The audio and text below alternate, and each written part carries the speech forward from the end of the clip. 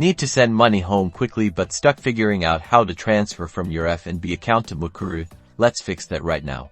First, unlock your phone and open your FNB Banking App. Make sure you are logged in.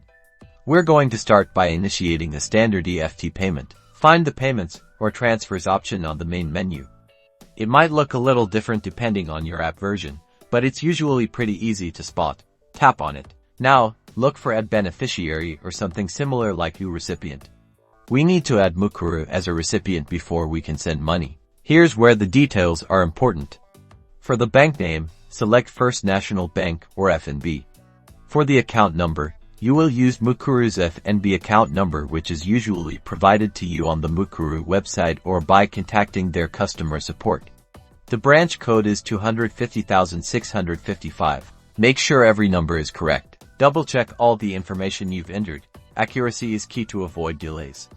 Once you're absolutely sure everything is correct, give the beneficiary a nickname like Mukuru.